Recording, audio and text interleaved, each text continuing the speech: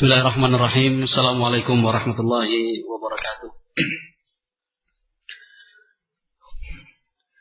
Innal hamdalillah nahmaduhu wa nasta'inuhu wa nastaghfiruh wa na'udzu billahi min shururi anfusina wa min sayyiati a'malina. Man yahdihillahu fala mudilla lahu wa man yudlil fala hadiya lahu. Ashhadu an la ilaha illallah wahdahu la syarika lah wa ashhadu anna Muhammadan abduhu wa rasuluh sallallahu alaihi wa ala alihi wa ashabihi wa man tabi'ahum bi ihsan ila yaumil qiyamah. Qala Allah subhanahu ya ayyuhalladzina amanu taqullaha haqqa tuqatih wa la tamutunna illa wa antum muslimun fa inna asdaqal hadits kitabullah wa khairul huda huda nabiyyina Muhammad sallallahu alaihi wasallam wa syarrul umur muhdatsatuha fa inna kulla muhdatsatin bid'ah wa kulla bid'atin dhalalah wa kulla dhalalatin finnar. Ma'asyiral muslimin wal muslimat rahimani wa rahimakumullah. Alhamdulillah, pada pertemuan kali ini kita akan membicarakan tentang sebuah tema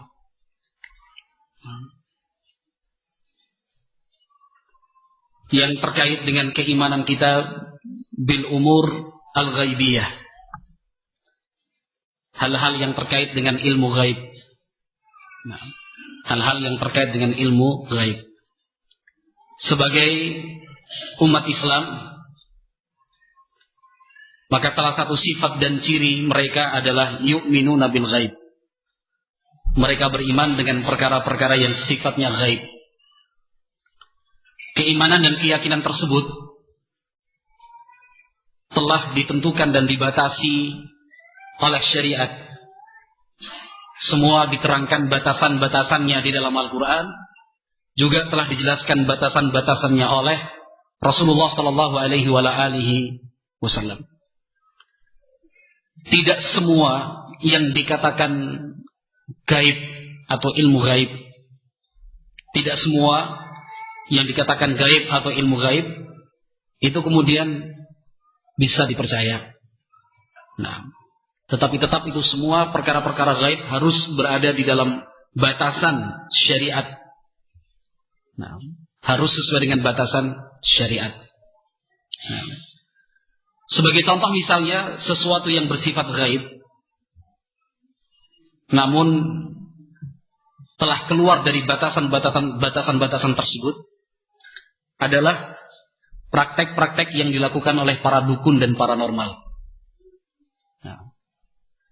Sudah tidak asing lagi bagi kita, telah menjadi iklan promosi di sana dan di sini dalam media massa, baik media cetak maupun elektronik.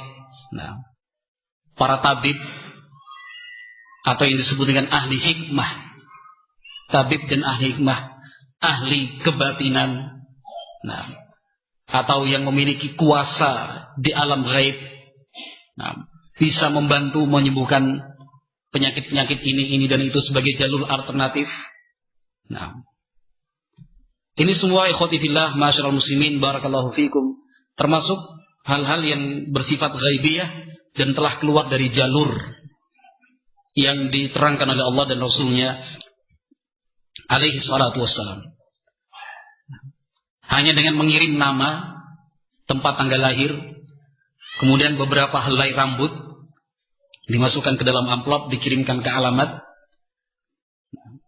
kemudian apa yang diinginkan, keterangan atau informasi tentang jodoh, rizki dan usaha, kemudian dengan mengirimkan sejumlah uang yang disebut dengan mahar, yang disebut juga dengan mahar atau mas kawin, maka diaku, artinya menurut pengakuan mereka, hal itu bisa diketahui. Oh, si fulan, jodoh yang paling baik itu ciri dan sifatnya demikian, berasal dari daerah ini. Kalau ingin membuka usaha, maka yang terbaik adalah bulan ini, jangan bulan besok. Jenis usaha yang dipilih kaitannya dengan ikan, dengan binatang. dengan bahan-bahan bangunan dan seterusnya. Ini betul-betul terjadi. Nah, betul-betul terjadi. Demikian juga meminta bantuan makhluk gaib. Meminta bantuan makhluk gaib adalah sesuatu yang dilarang di dalam Islam. Apapun alasannya, entah itu alasannya karena makhluk gaib tidak semuanya jahat, ada juga yang baik, atau alasan makhluk gaib itu memiliki kekuatan di luar batas kekuatan dan kemampuan manusia. Nah, seperti yang terjadi beberapa waktu yang lalu ketika Gunung Merapi meletus, waliyadzubillah. Sekelompok orang dalam sebuah paguyuban, mereka menyembelih kerbau dan beberapa puluh ekor ayam. Nah, darahnya dialirkan. Ketika salah seorang di antara mereka, pimpinannya ditanya, nah, maka jawabannya, ini semua kami lakukan sebagai cara dan upaya kami meminta bantuan makhluk-makhluk halus dan makhluk gaib yang ada di sekitar Gunung Merapi. Nah, untuk mengalihkan lahar, demikian juga awan panas kudus gembel, nah, demikian juga getaran gempa dan seterusnya. Karena bagaimanapun juga, kata dia, makhluk-makhluk gaib dan makhluk halus itu memiliki kekuatan di luar batas kemampuan manusia. Ini telah keluar dari jalur Islam yang diterangkan oleh Allah dan Rasulnya alaihi salatu wassalam. Oleh karena itu para ulama, nah, dengan membaca Al-Quran dan hadis-hadis Nabi Muhammad alaihi salatu wassalam, mereka menyatakan bahwa amrun ghaibi, perkara yang gaib, maka tidak boleh seseorang berbicara tentang perkara yang gaib kecuali memang memiliki landasan yang kuat dan kokoh, sumber dari Al-Quran dan Sunnah Nabi Muhammad alaihi salatu wassalam. Tidak ada majalun lil akli, tidak ada sedikit pun celah bagi akal dan olah cipta rasa manusia untuk berbicara tentang hal-hal yang gaib. Semuanya amrun tauqifi. Semuanya amrun tauqifi. Demikian juga tema yang kita angkat pada kesempatan pagi hari ini tentang kaunul mauta yasma'una aw la yasma'un. Orang yang sudah meninggal apakah masih bisa mendengar ataukah tidak lagi bisa mendengar? Ini amrun ghaibi yang kaitannya dengan perkara-perkara gaib. Fala yajuzul khawdu fihi bil aqsiyati wal ara. Maka tidak boleh kita berbicara tentang masalah ini dengan berdasarkan akal, dengan berdasarkan perasaan, qiyas, ataupun yang semisalnya. Berbicara tentang hal ini, yaitu tentang orang mati, apakah masih bisa mendengar ataukah tidak lagi bisa mendengar, ini harus yuqafu fihi ma'an nas itsbatan wa nafya. Kita harus memiliki sumber yang kuat dari Al-Quran dan Sunnah Nabi Muhammad alaihi salatu wassalam. Selain itu, secara syariat tidak dibenarkan. Ma'asyiral muslimin yang dimuliakan dan dirahmati Allah azza wa jalla, kemudian kalau kita berbicara lebih luas lagi, prinsip semacam ini tidak hanya berlaku ketika membahas apakah orang yang mati itu bisa mendengar ataukah tidak bisa mendengar. Tetapi hal-hal yang terkait dengan agama, keyakinan dan akidah, kita tidak boleh berbicara dan bertindak kecuali memiliki bukti yang kuat. Bukti yang kuat itu hanyalah Al-Quran dan Sunnah, yaitu hadis-hadis Nabi Muhammad SAW. Apapun alasannya tidak dibenarkan berbicara tanpa dalil dari Al-Quran dan Sunnah Nabi Muhammad SAW. Sebagai salah satu contoh misalnya, kita kedepankan pada pertemuan kali ini, nah, munculnya pemahaman bahwa Nabi Adam alaihi salatu wasallam ternyata dilahirkan. Sebuah buku bahkan ditulis oleh seorang mantan wartawan yang bernama Agus Mustafa. Orang ini adalah orang yang jahil, tidak sampai pada derajat seorang ulama ahli tafsir. Nah, membaca Al-Qurannya pun masih belepotan, bekal ilmiah bahasa Arab, ilmu hadis, usul fikih dan seterusnya pun tidak memadai. Hanya dengan memahami terjemah Al-Quran yang diterbitkan Departemen Agama Indonesia, dia berani Bukan berani, dia terlalu lancang untuk berbicara tentang agama bila ilm, tanpa didasarkan ilmu. Padahal Allah menyatakan wala taqfu ma laisa laka bihi ilmun. Janganlah engkau berbicara tentang sesuatu yang tidak ada ilmunya. Dia mengatakan Nabi Adam itu bukan manusia pertama di bumi. Sebelum Nabi Adam masih ada jutaan manusia lain. Spesies manusia. Nah, pemikiran seperti ini, ma'asyiral muslimin yang dimuliakan dan dirahmati Allah Azza wa Jalla, kita tidak mengira ternyata ada juga yang mendukung, pembela. Tidak semua orang membantah dan menolak. Masih tetap ada yang membela, yang mendukung, mempertahankan teori semacam itu. Nah, padahal ini kejadiannya berapa waktu, tahun lamanya sebelum kita. Sesuatu yang tidak kita ketahui. Nah, teori-teori tentang asal-usul manusia itu selalu bermunculan. Tetapi bukankah kita semua sepakat? Teori apapun yang dimunculkan, sebagai hasil dari olah pikir manusia, itu tidak akan berumur panjang. Karena beberapa waktu yang akan datang pasti ada muncul teori baru yang akan mematahkan dan membantah teori tersebut. Kan begitu? Itu pasti. Teori yang munculnya dari akal manusia itu tidak akan berumur panjang. Tidak akan berumur panjang. Itu berlaku dalam teknologi, dalam ilmu kedokteran, dalam dunia bisnis. Nah, dalam dunia arsitektur, terus berkembang teori itu. Menunjukkan bahwa manusia itu akalnya terbatas. Sadarlah bahwa kita sebagai makhluk yang diciptakan Allah ini, kemampuan dan akal kita terbatas. Tidak semua hal itu bisa kita capai dan bisa kita pahami dengan baik. Nah, hanya karena dia memahami laqad khalaqnakum, sungguh kami telah menciptakan kamu. Kum kata dia, si penulis ini, kum itu kan jamak, yang berarti kalian banyak. Padahal saat itu yang diciptakan masih Adam. Artinya selain Adam masih ada manusia-manusia yang lain. Lihat bodohnya orang ini. Nah, padahal siapapun di antara kita yang belajar bahasa Arab sebentar saja tentang dhamir atau kata ganti di dalam bahasa Arab. Kata ganti di dalam bahasa Arab ini bukan menjadi masalah. Satu orang kita bilang antum, bagaimana kabarnya antum? Gak ada masalah ya. Sama seperti juga kalau dalam Indonesia kami, padahal ini maksudkan saya. Gak ada masalah. Satu orang disebut kalian untuk memuliakan, mengagungkan, menghormati. Seperti ini boleh. Nah, ikhwati fillah yang dimuliakan dan dirahmati Allah Azza wa Jalla, karena dia masuk ke dalam pembahasan yang bukan bidang dan ahlinya. Nah, bukan bidang dan ahlinya.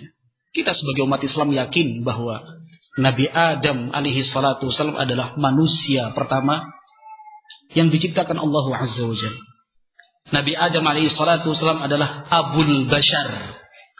Gelar dan julukan Nabi Adam itu Abul Bashar, bapak seluruh manusia.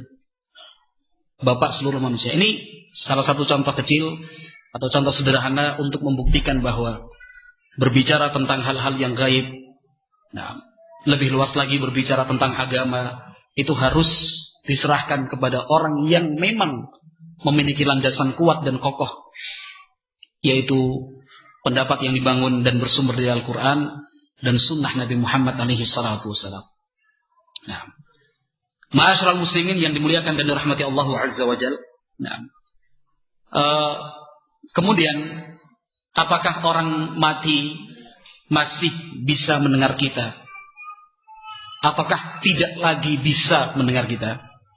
Nah, di sana ada dua pendapat. Ada yang menyatakan masih bisa mendengar. Ada pula yang mengatakan tidak bisa mendengar lagi. Tidak bisa mendengar lagi. Dan tentu kebenaran itu tidak diukur dari kuantitas. Kita tidak bisa mengukur kebenaran itu dari jumlah yang berpendapat. Oh, karena pendapat pertama jumlahnya lebih banyak, berarti pendapat pertama pasti benar. Atau sebaliknya kita mengatakan, oh ternyata pendapat kedua ini, ulama yang memilih pendapat kedua ini lebih banyak, maka pasti pendapat yang kedua ini benar. Belum tentu. Kebenaran itu tidak diukur dengan jumlah. Kebenaran itu tidak diukur dengan jumlah. Belum tentu yang sedikit itu salah. Belum juga ada jaminan kalau yang banyak itu benar. Nah, disinilah kita dididik oleh Islam. Dididik oleh Islam untuk berbicara, bertindak, dan berkeyakinan. Itu bukan karena ikut-ikutan. Katanya fulan begini, bapak saya dulu begini, teman saya begini, kata ustadz demikian. Bukan. Tetapi oleh Islam kita dididik untuk menjadi seorang hamba yang berpijak di atas landasan yang kokoh. Ilmiah. Singkatnya seperti itu, ilmiah. Sikap kita selalu ilmiah, dibangun di atas ilmu. Nah, Allah Subhanahu wa taala menyatakan dalam Al-Qur'an, wa in tuti' aktsara man fil ardi yudhilluka an sabilillah. Kalau seandainya engkau ikuti mayoritas orang, kalau seandainya engkau mengikuti mayoritas orang dan kebanyakan orang, yudhilluka an sabilillah, mereka tentu akan menyesatkan kamu dari jalan Allah Azza wa Jalla. Nah, demikian juga Nabi Muhammad SAW menyatakan, la tazalu ta'ifatun min ummati zahirina 'alal haqq ila akhir al-hadits. Nabi SAW menyatakan akan selalu senantiasa ada sekelompok kecil dari umatku ini yang hidup di atas kebenaran dan memperjuangkan kebenaran. Nabi SAW menyebut mereka ta'ifah, sekelompok kecil, karena mayoritasnya tidak. Mayoritas umat tidak berjalan di atas al-haq dan tidak memperjuangkan al-haq. Nah, ini prinsip penting yang perlu kita pegang dan perlu kita ingat-ingat selalu, bahwa kebenaran itu tidaklah diukur dari sisi jumlah. Nah, sana jamaahnya banyak, cabangnya rame, di setiap desa ada, berarti pasti benar. Sementara pengajian yang di sini, misalnya, jumlah jamaahnya sedikit, nah, dicemooh, dibenci, berarti ini pasti salah. Belum tentu. Karena semua diukur dengan dalil. Semua diukur dengan hujjah dan argumen. Nah, pada kesempatan kali ini, ma'asyiral muslimin yang dimuliakan dan dirahmati Allah Azza wa Jalla, masing-masing kita akan bawakan dalil yang dipegang oleh tiap-tiap kelompok. Nah, kita tidak akan membicarakan satu kelompok saja, tapi dari dua kelompok yang berpendapat beda, semua kita bawakan dalil-dalilnya. Kemudian insya Allah akan kita bahas satu persatu insya Allah ta'ala. Nah, maka ikhwati billah yang dimuliakan dan dirahmati Allah Azza wa Jal, dari dua kelompok ini, kelompok yang pertama mengatakan bahwa orang-orang yang telah mati masih bisa mendengar. Nah, mereka memiliki beberapa dalil, ya. Mereka juga memiliki dalil. Kelompok kedua yang mengatakan bahwa orang yang sudah mati tidak bisa mendengar, mereka juga memiliki dalil. Agar kita bisa bersikap adil, insaf, adil dengan makna yang sebenarnya, maka tiap-tiap dalil itu akan kita bacakan. Nah, baik dari kelompok yang pertama maupun dari kelompok yang kedua. Kemudian biidznillah ya azza wa jalla, dengan izin dari Allah Subhanahu wa taala, kita berusaha untuk merajihkan, untuk memilih dari dua pendapat ini manakah yang lebih kuat. Bukan karena mengikuti hawa nafsu, bukan, tapi betul-betul ilmiah. Nah, kok kayaknya enak yang nomor 2 ya, diambil. Kayaknya lebih gampang yang nomor 1, kemudian diambil. Tidak. Kita mengatakan pendapat pertama lebih kuat karena alasan saya begini. Satu, saya punya dalil, dan saya juga harus bisa menjawab, mengarahkan dengan baik dalil yang digunakan kelompok kedua. Sama halnya ketika kita memilih pendapat yang kedua, selain kita memiliki dalil dan landasan, kita pun harus siap menjawab dan mengarahkan dalil-dalil yang digunakan oleh kelompok yang pertama. Ini sikap ilmiah. Bukannya wah yang penting saya punya sikap begini, dalilnya begini. Loh, dalil yang itu saya nggak mau tahu. Bukan seperti ini kita diajarkan. Nah, bisa difahami nggak ya kawan? Mafhum gitu. Nah, setelah kita teliti, ma'asyiral muslimin yang dimuliakan dan dirahmati Allah Azza wa Jalla, dalil-dalil yang digunakan oleh kelompok pertama dan yang digunakan oleh kelompok yang kedua itu bisa kita klasifikasikan menjadi dua. Nah, yang pertama, dalil yang sama. Artinya dalil itu digunakan oleh kelompok pertama, juga digunakan kelompok yang kedua. Paham? Dalilnya sama, tetapi cara pandangnya berbeda. Ini klasifikasi yang pertama. Klasifikasi yang kedua, adalah dalil yang dimiliki oleh tiap-tiap kelompok, tetapi tidak dimiliki kelompok lainnya. Ada satu dalil diambil oleh kelompok yang pertama, tetapi dalil ini tidak sesuai dengan yang kedua. Demikian juga kelompok yang kedua punya dalil, tetapi tidak sesuai dengan kelompok yang pertama. Bisa dipahami? Apa terlalu cepat? Materi ini bukan materi umum sebenarnya. Sehingga pembahasannya nanti kaitannya dengan bahasa, dengan usul fikih, dengan ilmu hadis. Jadi butuh tarkiz, butuh konsentrasi yang cukup. Ini bukan sekedar pemaparan, ini sudah tema yang diangkat, masuknya tema yang butuh tahqiq. Butuh tahqiq itu artinya sebuah penelitian yang kuat. Jadi selain saya menyampaikan, antum juga harus konsentrasi, nggak bisa ngantuk ini. Kalau ngantuk bisa salah paham nanti insyaallah. Tapi untuk mengobati ngantuk nanti kita sisipkan cerita-cerita, kan begitu ya? Insyaallah. Nah, tapi yang jelas poin pertama ini harus bisa dipahami. Poin pertama ini harus bisa dipahami. Nah, bahwa dalil yang akan kita bahas nanti ada dua jenis, ya kan? Jenis yang pertama, dalil-dalil yang sama-sama digunakan oleh dua kelompok tersebut. Ya. Jenis yang kedua, dalil-dalil yang dimiliki tiap-tiap kelompok. Mafhum? Bisa dipahami nggak ini? Insyaallah, alhamdulillah. Nah. Baik, ikhwati billah yang dimuliakan dan dirahmati Allah Azza wa Jalla. Nah. Kelompok pertama adalah para ulama yang menyatakan bahwa orang yang telah mati masih bisa mendengar. Kelompok yang pertama adalah para ulama yang menyatakan bahwa orang mati masih bisa mendengar. Nah, masih bisa mendengar. Mereka yang berada di dalam kelompok pertama ini, menyatakan bahwa orang mati masih bisa mendengar. Titik. Masih bisa mendengar. Hanya sekedar mendengar.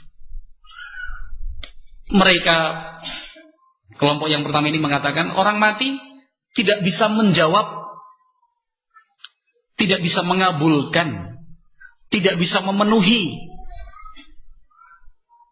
permintaan dari orang yang hidup. Sehingga jangan salah sangka, nanti akhirnya nama-nama ulama yang berada pada kelompok pertama tadi terus dinukil, dicatut namanya untuk membenarkan kesyirikan-kesyirikan. Kan gitu. Lihat para ulama juga mengatakan, ada yang mengatakan bahwa orang yang mati masih bisa mendengar. Jadi nggak apa-apa dong kita datang ke kuburannya Sunan Pandanaran misalnya. Atau kita datang ke kuburannya Sunan Gunung Jati. Kita minta, orang mati masih bisa mendengar kok. Ini sudah salah langkah ya. Karena ulama yang menyatakan orang mati bisa mendengar, itu hanya sebatas mendengar. Bukan kemudian mengabulkan, memenuhi, memberikan apa yang diminta oleh orang-orang yang masih hidup. Bukan seperti itu. Hanya sebatas mendengar. Nah, hanya sebatas mendengar. Nah. Di antara dalil yang digunakan oleh mereka,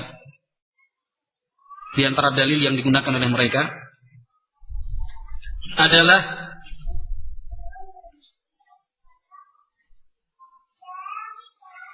beberapa hadis Rasulullah sallallahu alaihi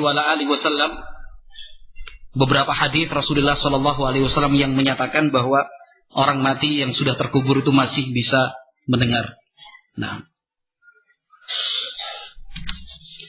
yang pertama adalah hadis dari sahabat Abdullah ibni Umar radhiyallahu taala anhuma.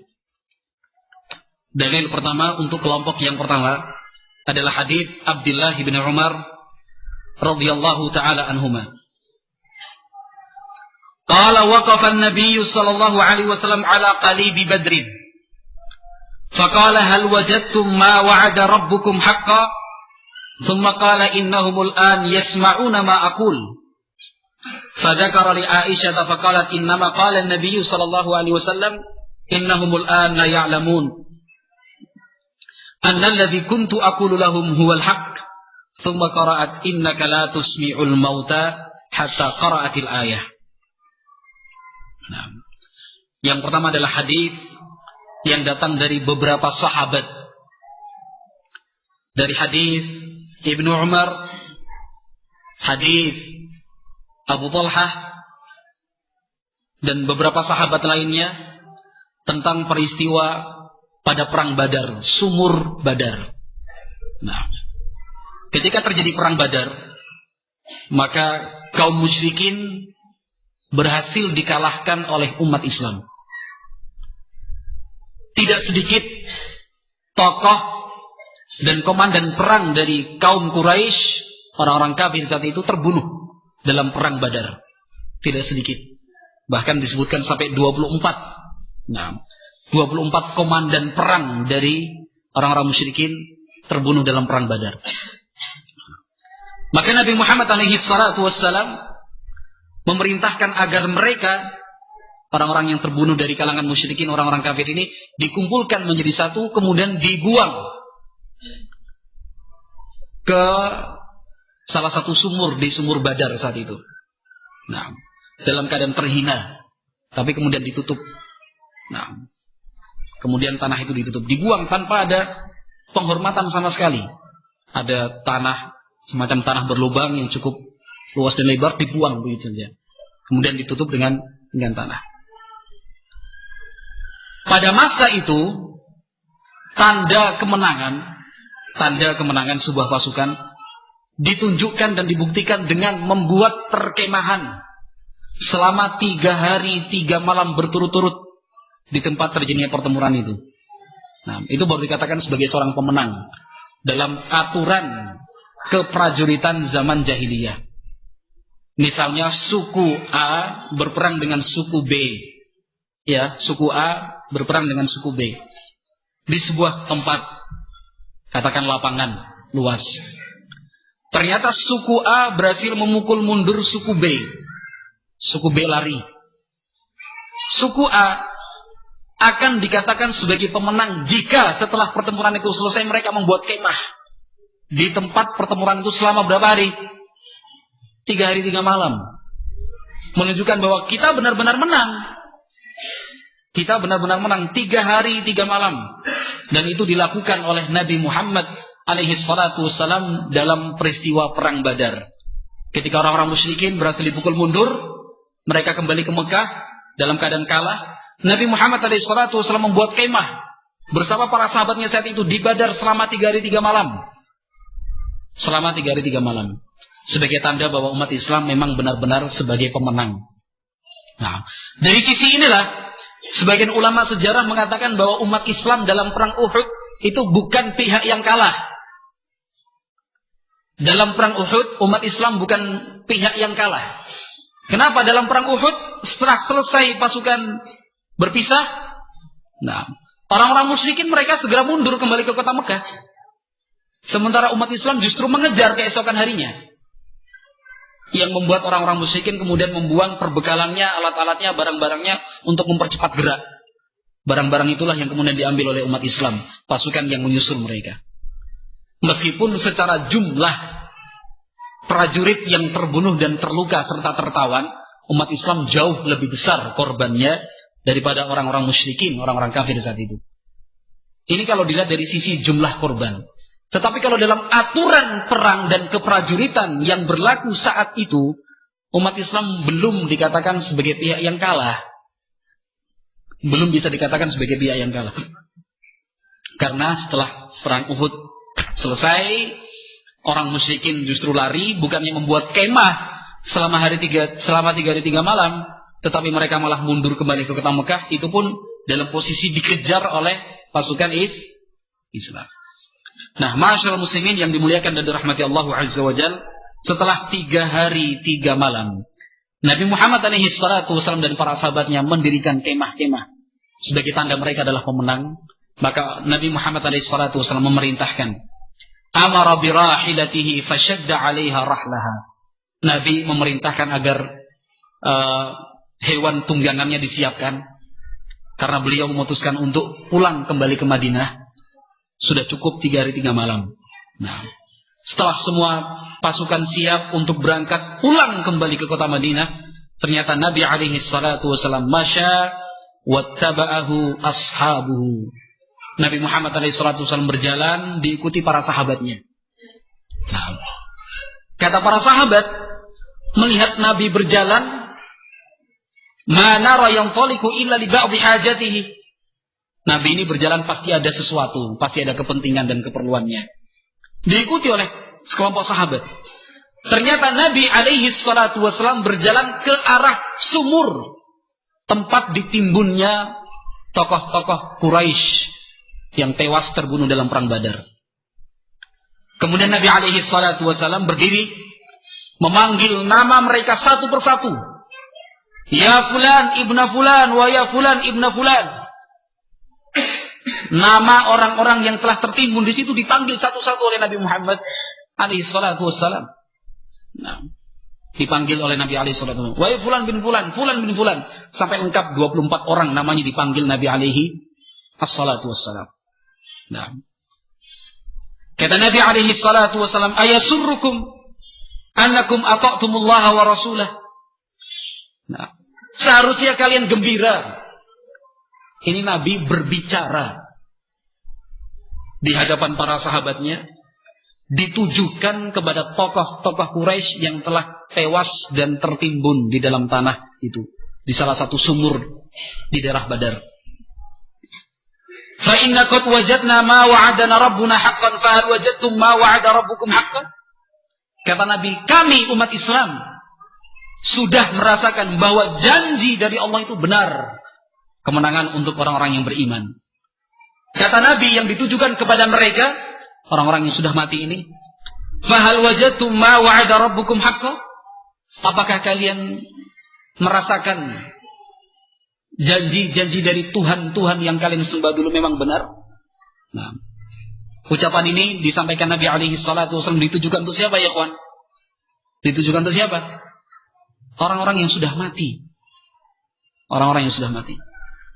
Kemudian Umar radhiyallahu ta'ala mengatakan, ya Rasulullah, ma takallama min ajsadin la arwaha laha. Kata Umar radhiyallahu ta'ala, wahai Rasulullah, apakah mungkin jasad yang sudah tidak ada ruhnya lagi bisa berbicara? Nah, kata Nabi alaihi salatu wasallam berikutnya, walladzi nafsu Muhammadin biyadi. Nah, ma antum bi asma'a lima aqulu minhum. Demi Allah, zat yang jiwa Muhammad ada di tangannya, tidaklah kalian lebih bisa mendengar dibandingkan mereka. Artinya mereka juga bisa mendengar seperti kalian. Ini jawaban dari Nabi alaihi salatu wasallam ketika Umar bertanya.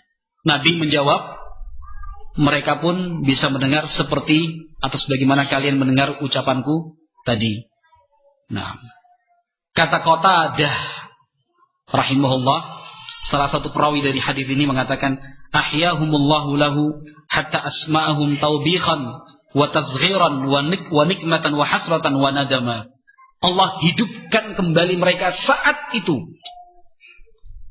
sehingga Nabi bisa memperdengarkan kepada mereka kalimat-kalimat itu, tawbiqan, untuk menghinakan mereka, merendahkan mereka, sekaligus untuk menghukum mereka agar mereka menyesali apa yang mereka telah perbuat semasa hidupnya terhadap Nabi Muhammad alaihi salatu wassalam. Nah, maka kata menurut kelompok yang pertama, hadis ini nassun sarihun sahihun fi sama'il mauta. Hadis ini adalah hadis yang sahih, jelas menunjukkan bahwa orang mati itu masih bisa mendengar. Nah, hadis ini muttafaqun alaih, datang dari beberapa sahabat Di antaranya adalah Ibnu Umar dan sahabat Abu Talhah radhiyallahu taala anhum ajmain. Ini juga sekaligus mukjizat bagi Nabi Muhammad alaihi salatu wassalam. Mukjizat bagi Nabi Muhammad alaihi salatu wassalam. Nah, karena beberapa hari sebelumnya ketika pasukan Islam telah mencapai daerah Badar, Nabi melakukan survei terlebih dahulu. Survei medan, keliling melihat. Kata Nabi di antara para sahabatnya, "Hada masra'u fulan, hada masra'u fulan, hada masra'u fulan." Survei medan, kata Nabi alaihi salatu wasallam menunjuk sebuah tempat, ini nanti tempat matinya si fulan. Nyebut nama Nabi. Jalan lagi, ini tempat matinya si fulan. Tokoh kafir. Jalan lagi, ini tempat matinya si fulan. Kata para sahabat yang meriwayatkan hadis, tempat matinya orang-orang tersebut tepat di lokasi yang ditunjuk oleh Nabi Muhammad sallallahu alaihi wasallam. Ini mukjizat untuk Nabi alaihi salatu wasallam. Ya. Demikian juga salah satunya adalah Umayyah bin Khalaf, tokoh Quraisy yang terbunuh dalam perang Badar.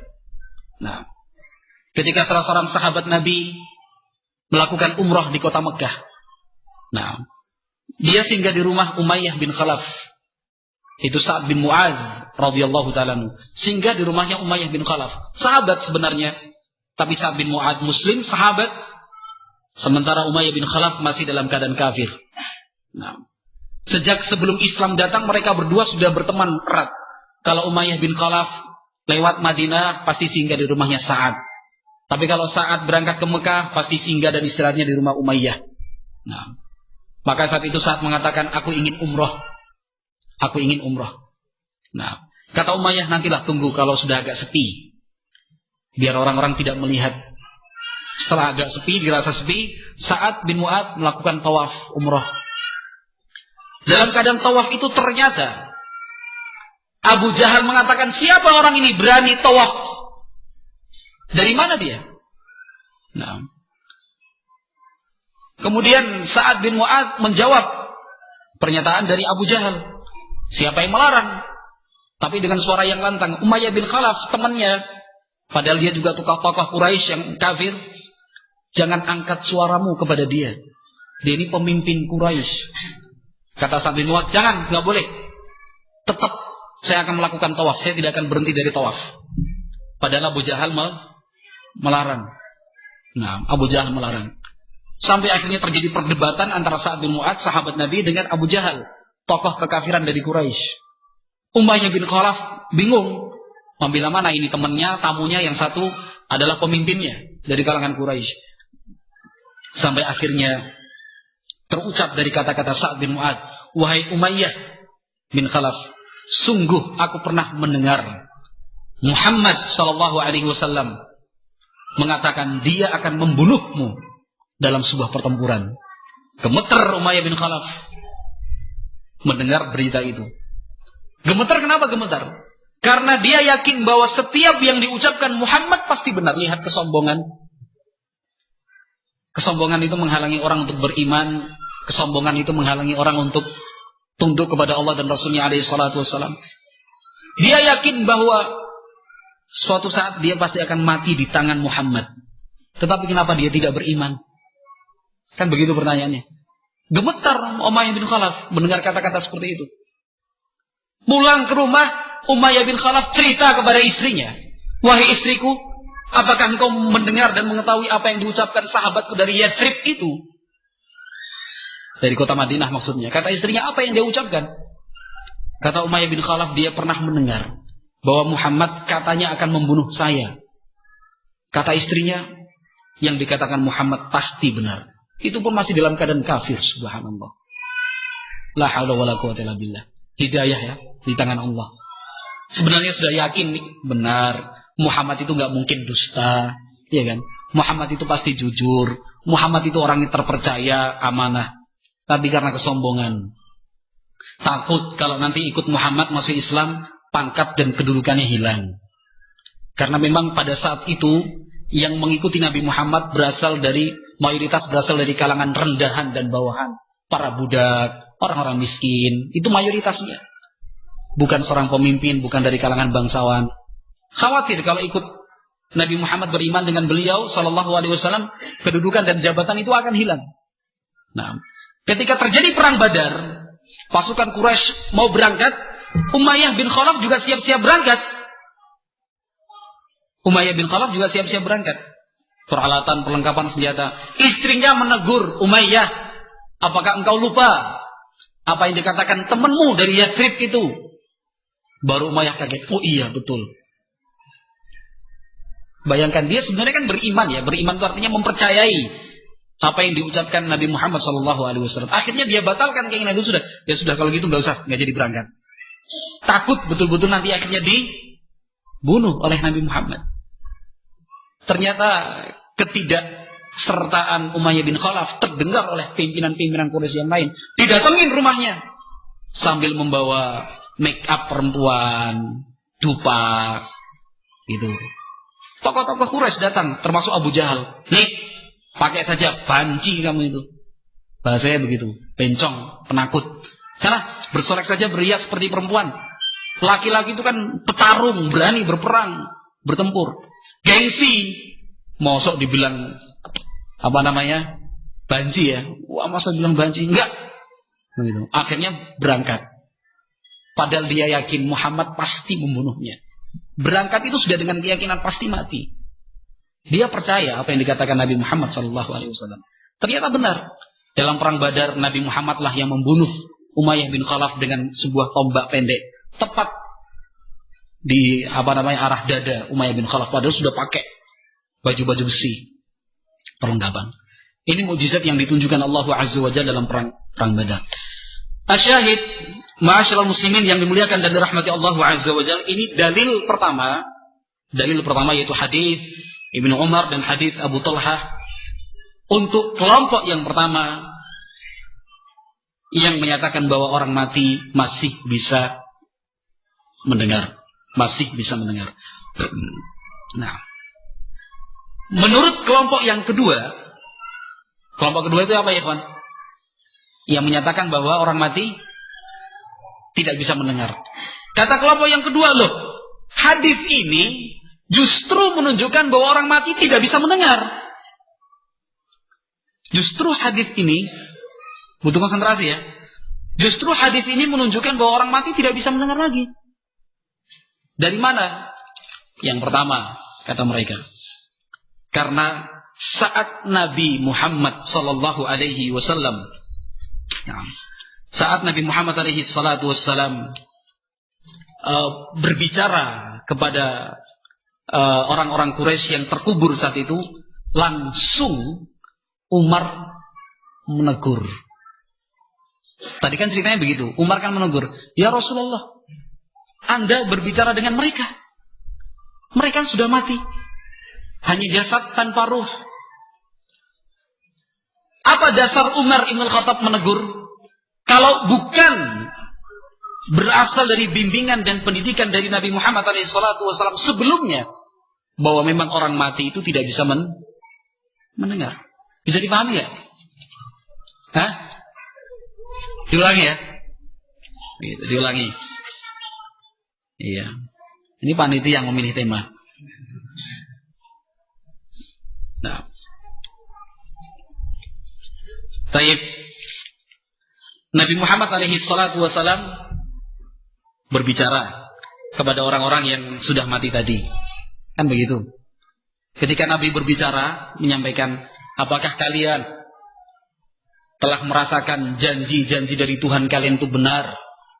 Kalau kami sudah mendapatkan dan merasakan, memang janji-janji dari Tuhan kami itu benar, yaitu Allah Azza wa Jalla.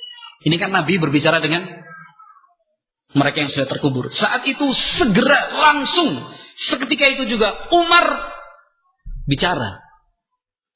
Aneh. Loh Nabi, Anda berbicara dengan mereka. Mereka kan sudah mati. Artinya, sebelum Nabi berbicara, saat itu Umar radhiyallahu ta'ala anhu sudah memiliki akidah dan keyakinan bahwa orang mati memang tidak bisa mendengar. Paham? Nah, pendidikan seperti itu datangnya dari siapa? Tentu dari Nabi Muhammad sallallahu alaihi wasallam. Bahkan di dalam beberapa riwayat yang menyatakan itu bukan hanya Umar, tetapi dengan lafaz qalu. Para sahabat saat itu langsung kaget, Nabi, Anda berbicara dengan mereka padahal mereka sudah mati. Nah, padahal mereka sudah mati. Kemudian Nabi sallallahu alaihi wasallam menjawab, mereka juga bisa mendengar sebagaimana kalian bisa mendengar. Nah, artinya Nabi Muhammad alaihi salatu wasallam tidak membantah. Ingat, Nabi Muhammad alaihi salatu wasallam tidak membantah teguran Umar dan para sahabat. Nabi tidak membantah teguran Umar dan sahabat. Nabi Muhammad alaihi salatu wasallam hanya menyatakan bahwa memang seperti itu. Orang mati tidak bisa mendengar. Tetapi khusus untuk saat ini dan khusus untuk mereka yang terkubur di sini, kan gitu. Khusus untuk saat ini, saat Nabi berbicara, dan khusus untuk mereka yang terkubur di sini, mereka bisa mendengar sebagaimana kalian bisa mendengar. Oleh karena itu, di dalam lafaz riwayat hadis ini sendiri selalu ditambahkan kalimat al-an. Al-an. Kata Nabi alaihi salatu wasallam, innahumul an yasma'una ma aqul. Sesungguhnya mereka ini semua, wahai Umar, wahai para sahabatku, sekarang ini, ingat, sekarang ini bisa mendengar apa yang saya ucapkan. Sebelum ini tidak. Setelah ini tidak. Saat ini, tetapi bukan mereka juga tidak. Bisa dipahami? Mudah ya insyaallah ya. Nah, ini menurut kelompok yang kedua, memahami hadis seperti itu. Artinya, nah, memang dari awal para sahabat itu dididik oleh Rasulullah sallallahu alaihi wasallam untuk berkeyakinan bahwa orang yang sudah mati itu tidak bisa mendengar. Tidak bisa mendengar. Nah.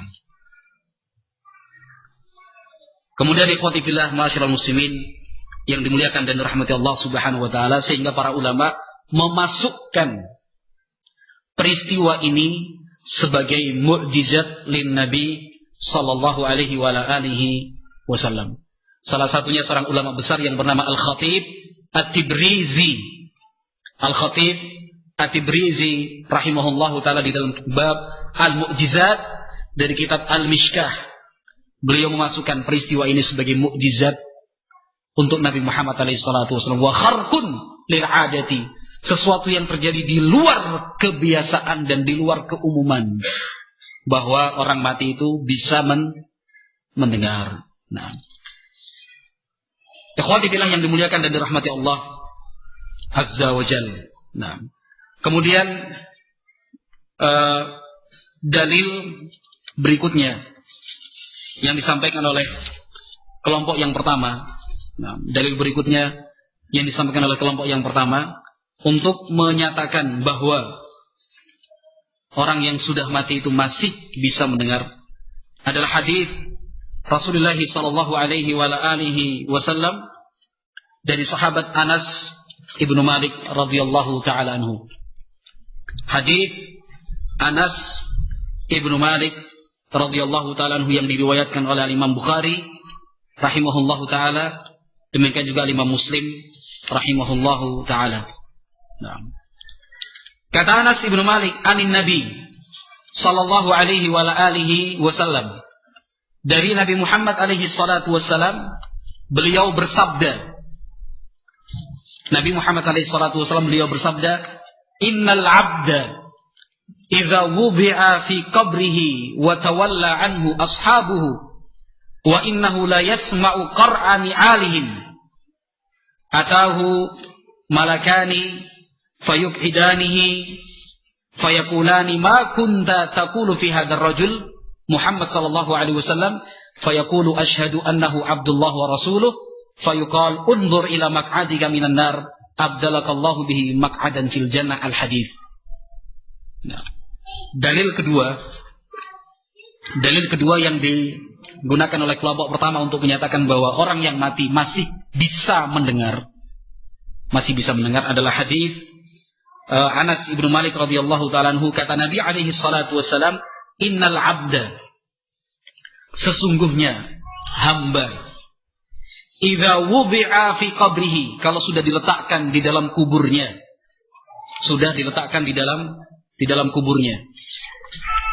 wa tawalla anhu ashabuhu, kemudian para pengiringnya kembali pulang, ada jenazah dimasukkan ke dalam kubur, ditutup dan ditimbun, keluarganya, teman-temannya pulang kembali ke rumah, meninggalkan dia sendiri di sana.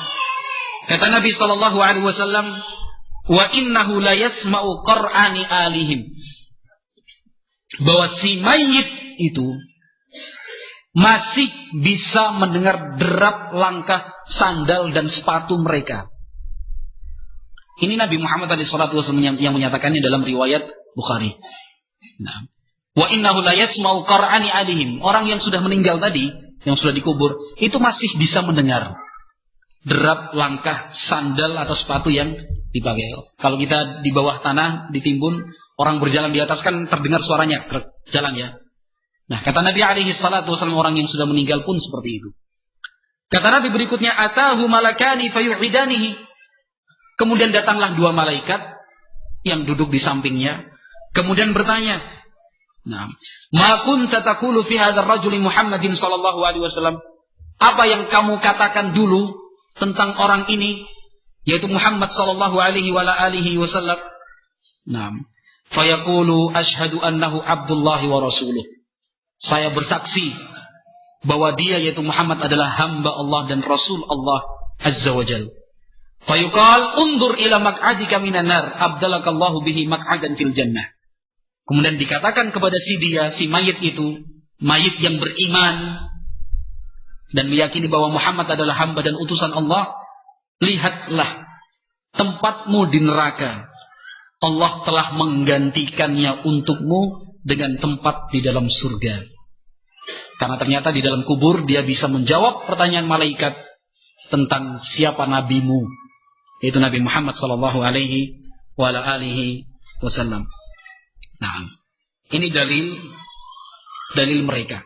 Nah, dalil kedua ya. Dalil kedua untuk kelompok yang pertama, hadis Anas ibnu Malik radhiyallahu ta'ala anhu. Lalu bagaimana kelompok yang kedua menjawab hadis ini? Nah, menurut ulama yang berasal dari kelompok kedua, mereka mengatakan wa hadza kama tara khasun bi waqti wad'ihi fi qabrihi wa maji'il malakaini ilaihi li su'alihi fala umuma fihi wa ala dzalika hamalahu ulama ka bin al-Hammam wa ghairihi kama sayati fil ayat. Nah, kata para ulama, menurut kelompok yang kedua, hadis ini menjelaskan bahwa orang yang telah mati masih bisa mendengar pada saat dia diletakkan di kuburnya saja, tidak secara terus menerus. Satu.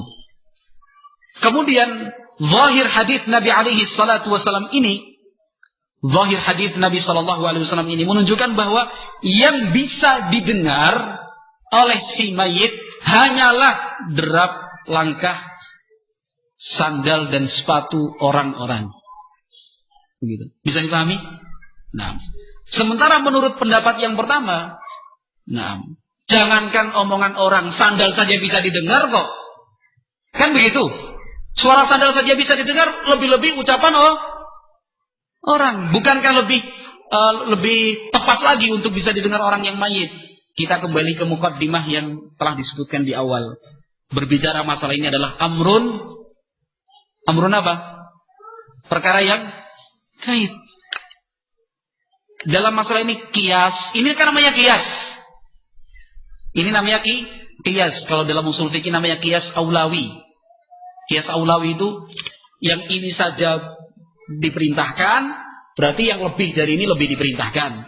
Kalau yang seperti ini saja dilarang, berarti lebih dari ini juga dilarang. Ini namanya qiyas aulawi. Bilang mengatakan kepada orang tua saja, itu dilarang. Apalagi membentak, apalagi memukul. Ini namanya qiyas aulawi. Qiyas aulawi. Memberi sedekah 1000 saja diperintahkan. Walau bisyikki tamrah, meskipun secuil kurma diperintahkan, apalagi berkarung-karung kurma lebih diperintahkan lagi. Ini namanya qiyas apa ya, kawan? Qiyas aulawi. Nah, qiyas aulawi ini dipakai. Qiyas aulawi ini dipakai dalam masalah samaul mauta. Orang yang mati itu apakah bisa mendengar ataukah tidak. Tetapi sekali lagi dalam perkara gaib, qiyas tidak berlaku. Karena ini kaitannya dengan perkara-perkara yang gaib. Maka mukadimah di awal pertemuan tadi itu penting. Penting sekali mukadimah tersebut, yaitu ketika kita berbicara tentang hal-hal yang sifatnya gaib, itu harus berdasarkan landasan yang kuat. Harus ada dalilnya di Al-Quran dan Sunnah Nabi Muhammad SAW. Sehingga qiyas yang dilakukan oleh kelompok yang pertama, jangankan orang ngomong-ngomong dengan suara yang keras, apalagi memanggil-manggil pak, kan gitu misalnya, atau bu, atau sayang gitu. Apakah ada lagi wanita lain selain kamu? Banyak, kan begitu. Jangankan suara seperti ini, suara sandal aja bisa didengar sama mayit kok, kan begitu. Tetapi jawaban atas pernyataan tadi, yaitu dalam perkara gaib, qiyas tidak berlaku. Qiyas itu tidak berlaku. Dalam perkara gaib yang berlaku hanyalah dalil. Qiyas yang berlaku hanyalah dalil. Nah, wallahu alam bisawab. Sehingga kata para ulama dalam kelompok yang kedua, fala umuma fihi, sehingga tidak bisa kita ratakan kemudian dijadikan sebagai kaidah umum. Artinya salah apabila kita mengatakan orang mati bisa mendengar. Dalilnya apa? Dalilnya hadits Anas. Orang yang mati itu bisa mendengar suara langkah sandal dan sepatu. Ini salah. Dalil ini sifatnya khusus. Khusus pada saat jenazah itu dimakamkan dan dikuburkan. Dan itu pun yang didengar saja khusus. Yang didengar juga khusus, yaitu suara sandal dan sepatu saja. Selain itu, kita nggak punya dalil. Dalil kita hanya qiyas. Padahal qiyas itu tidak berlaku. Nah, terus kemudian pakai horn, speaker besar itu. Dalam hal ini qiyas tidak berlaku. Sekali lagi qiyas tidak berlaku. Wallahu alam bissawab. Nah, ikhwati fillah yang dimuliakan dan dirahmati Allah Azza wa Jalla. Ini kita sudah menginjak ke dalil yang kita sudah selesai membahas tentang dalil yang kedua. Berikutnya adalah dalil yang ketiga. Dalil yang ketiga. Dalil yang ketiga, yaitu hadis Aisyah radhiyallahu taala anha yang diriwayatkan oleh Imam Muslim rahimahullahu taala.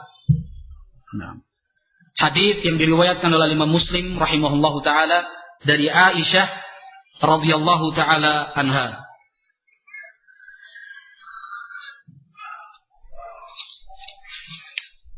Kata Aisyah, kana Rasulullah sallallahu alaihi wasallam kullama kana lailatuha min Rasulillah yakhruju min akhiril laili ila al-baqi' fayaqulu assalamu alaikum dara qaumin mu'minin wa atakum ma tu'aduna ghadan muajjalun wa inna insyaallahu bikum lahikun Allahumma ighfir li ahli al-baqi' al-gharqad. Kata Aisyah radhiyallahu taala anha, dulu di antara kebiasaan Rasulullah sallallahu alaihi wasallam, pada malam giliran Aisyah, di akhir malam beliau keluar meninggalkan rumah menuju kuburan Baqi'. Artinya Nabi itu sering ziarah kubur.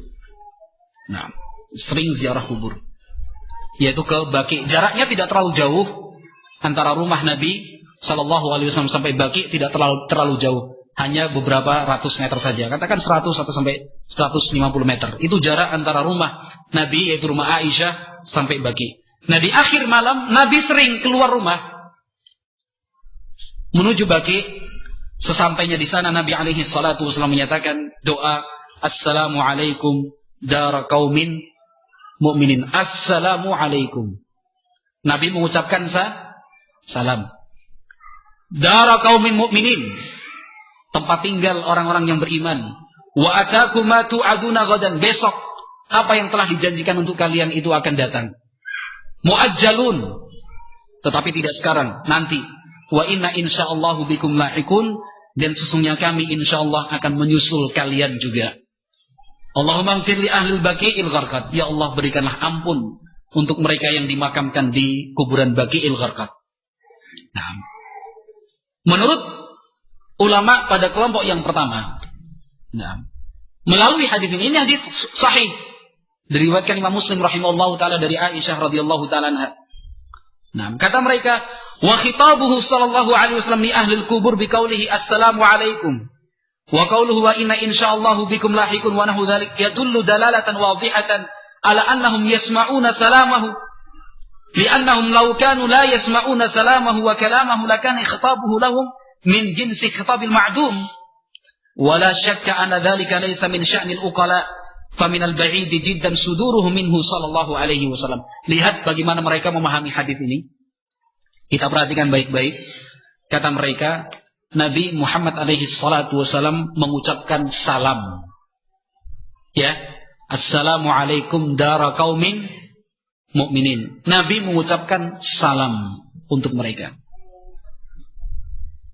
Hal ini menunjukkan bahwa orang yang telah mati bisa mendengar salam. Kalau seandainya mereka tidak bisa mendengar salam, itu sama artinya berbicara kepada benda yang mati. Mengucapkan salam kepada benda yang mati yang tidak ada. Dan ini tidak mungkin dilakukan oleh orang-orang yang berakal. Apalagi dilakukan oleh Nabi SAW, nggak mungkin. Paham nggak? Apa mungkin sekarang? Gambaran sederhana saja. Apa mungkin saya lewat di sebuah pohon bilang Assalamualaikum pohon? Ini kan tidak mungkin dilakukan oleh orang-orang yang berakal. Lewat batu misalnya Assalamualaikum batu, Assalamualaikum kursi. Ini tidak akan mungkin dilakukan oleh orang-orang yang berakal. Mengucapkan salam kepada sesuatu yang tidak ada, mengucapkan salam kepada sesuatu yang mati. Nah, ini kan tidak mungkin. Menurut siapa ya kawan? Nasional Muslimin. Pendapat yang pertama. Menurut mereka pendapat yang pertama. Apalagi kok ini dilakukan Nabi Muhammad SAW. Minal ba'id jiddan. Sungguh jauh sekali kemungkinannya. Nabi kok mengucapkan salam kepada mereka yang sudah mati yang tidak mungkin bisa mendengar. Nah, maka ma'asyiral muslimin yang dimuliakan dan dirahmati Allah Azza wa Jalla. Nah, jawabannya menurut ulama dari kelompok yang kedua. Nah, bahwa di dalam hadis ini Nabi SAW tidak mengajak mereka berbicara. Tetapi Nabi SAW mendoakan mereka. Jadi babnya berbeda. Kalau yang pertama tadi babnya berbicara. Tidak akan mungkin orang yang berakal berbicara dengan sesuatu yang tidak bisa mendengar. Tetapi masalahnya adalah mendoakan. Kalau kita mendoakan, apakah harus yang didoakan itu bisa mendengar? Masalahnya misalnya ibu kita ada di ujung pulau Papua misalnya.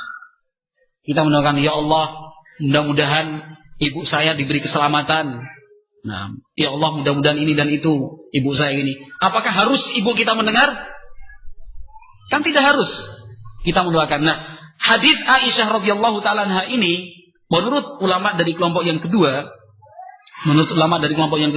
masalahnya bukan berbicara atau tidak, tetapi Nabi SAW, demikian juga umat beliau ini yang diajarkan dan dibimbing untuk mengucapkan Assalamualaikum ahlad diyar minal mu'minina wal muslimin.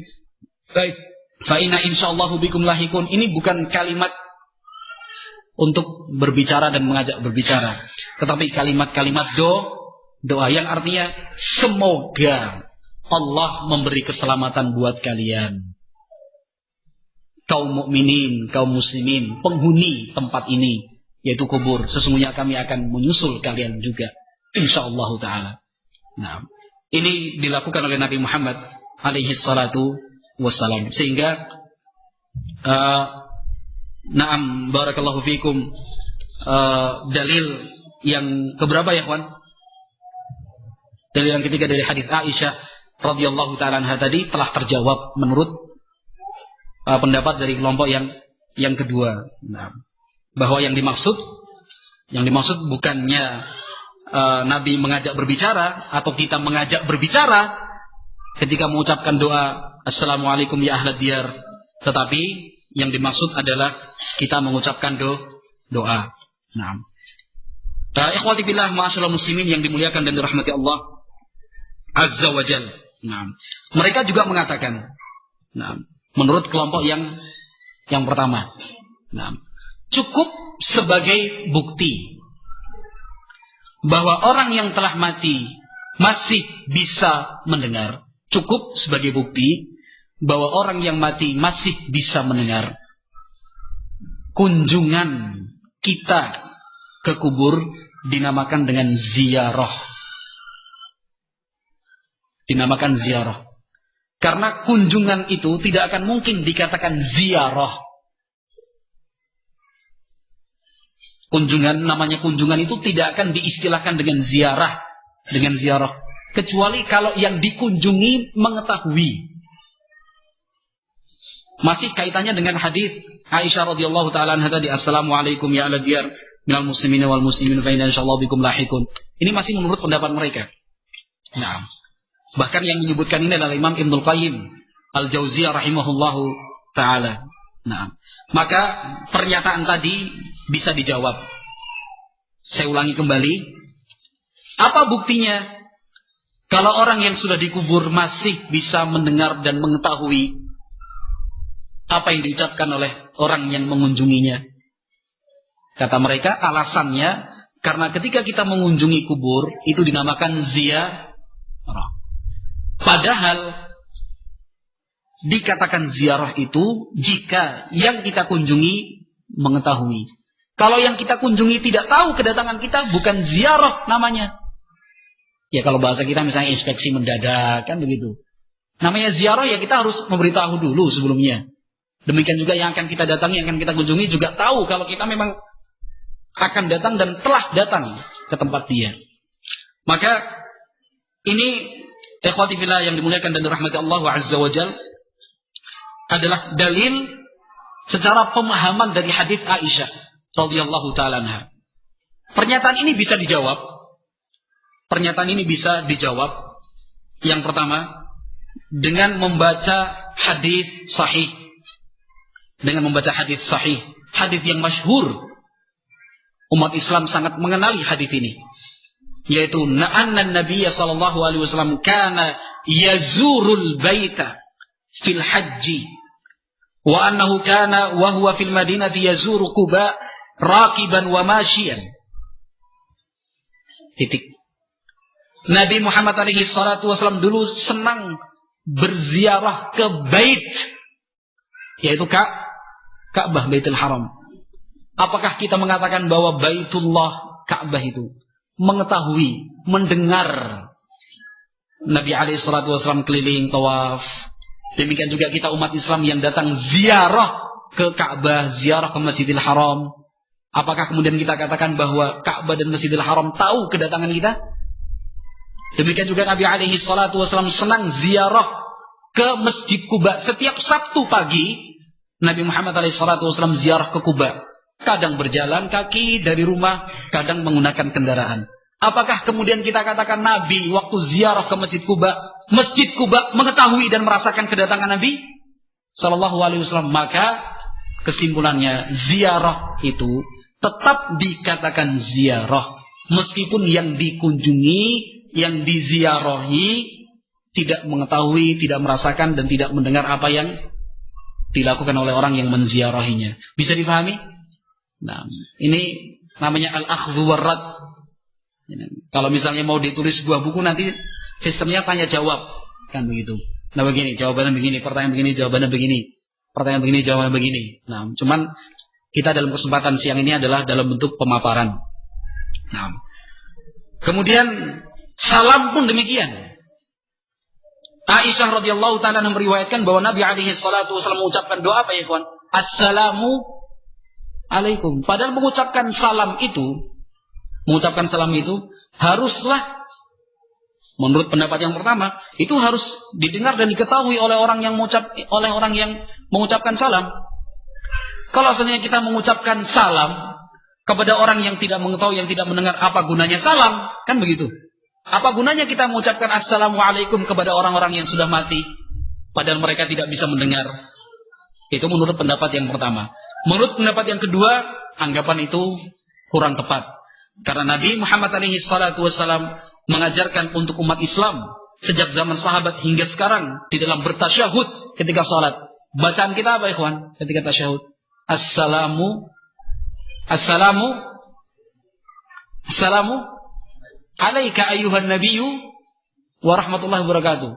Apakah setiap salam kalimat assalamu alaika yang diucapkan sahabat saat itu, padahal sahabat itu ada yang sholat di Masjid Nabawi, ada yang di luar Masjid Nabawi, bahkan ada yang sholatnya di Mekah, ada yang sholatnya di berbagai tempat yang jauh. Apakah sebuah keharusan bagi Nabi Muhammad SAW mendengar dan mengetahui ucapan-ucapan salam semacam itu? Jawabannya bukan sebuah keharusan. Maka tidak bisa kita syaratkan kalau mengucapkan salam itu harus kepada yang bisa mendengar. Sehingga ketika Nabi mengucapkan salam bagi ahli kubur, itu menunjukkan bahasanya ahli kubur bisa mendengar. Ini juga anggapan yang kurang benar. Karena dijawab dengan hadis tentang tasyahud. Ketika salat kita diperintahkan untuk mengucapkan assalamu alayka ayyuhan nabiyyu wa rahmatullahi wa barakatuh ila akhir. Karena ternyata Nabi Muhammad SAW pun tidak mendengar apa yang diucapkan oleh umatnya ketika mengucapkan assalamu alayka ayyuhan nabiyyu ila akhiri at-tasyahud. Wallahu alam bishawab. Ini dalil yang keberapa ya, kawan? Dalil keberapa tadi? Ketiga. Masih ketiga. Yang pertama hadis Ibnu Umar dan Abu Talhah tentang peristiwa Badar. Dalil kedua tentang hadis Anas Ibnu Malik tentang apa? Orang yang sudah meninggal masih bisa mendengar suara sandal, sepatu dan semisalnya.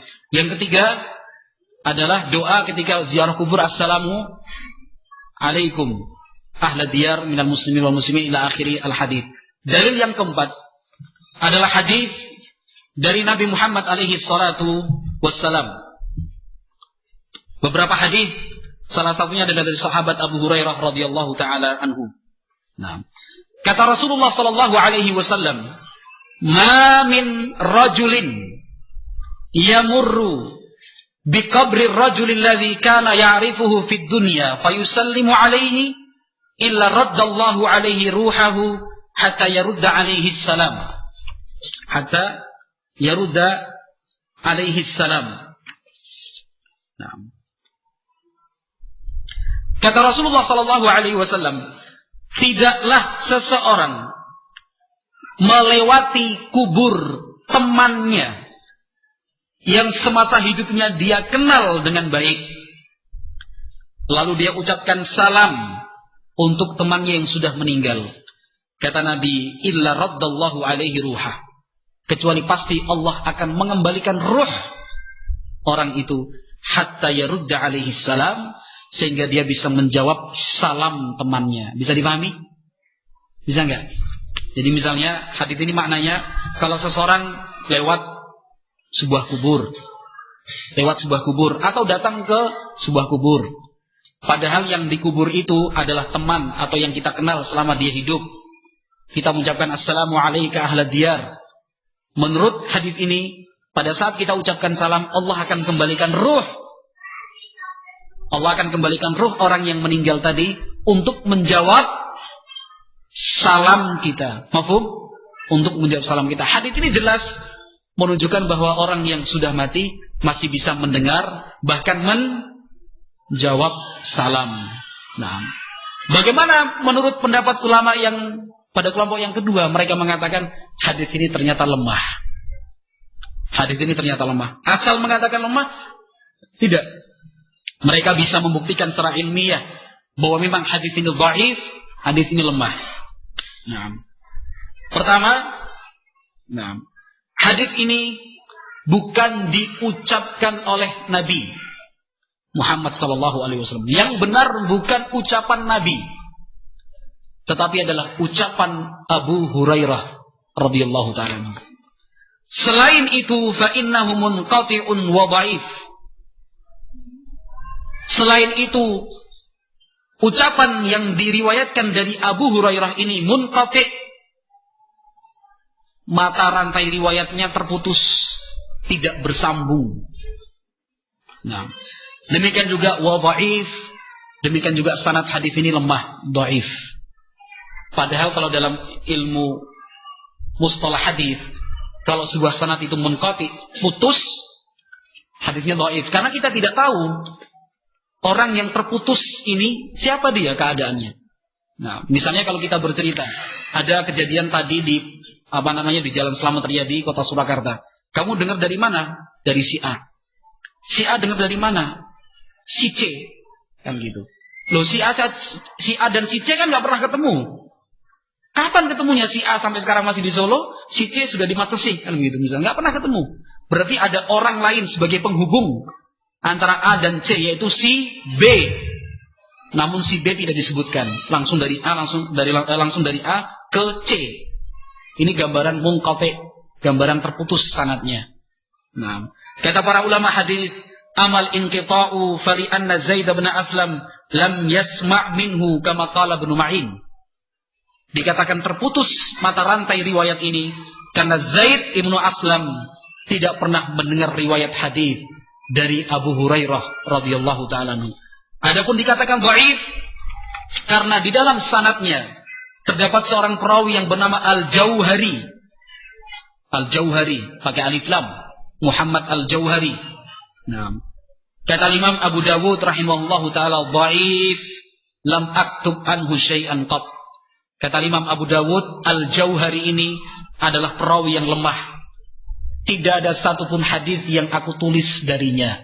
Ini kata Imam Abu Dawud, penilaian dari beliau. Oleh karena itu Al-Imam Az-Zahabi rahimahullahu taala auradahu fi du'afa, mencatatkan nama Al-Jauhari dalam barisan perawi yang dhaif, dalam barisan perawi yang lemah. Nah, wallahu a'lam bissawab. Nah, wallahu a'lam bissawab. Ini dalil yang keberapa ya kawan? Dalil yang keempat. Jadi dihukumi dhaif. Dalil yang kelima. Nah, dalil yang kelima adalah sebuah hadis. Sebuah hadis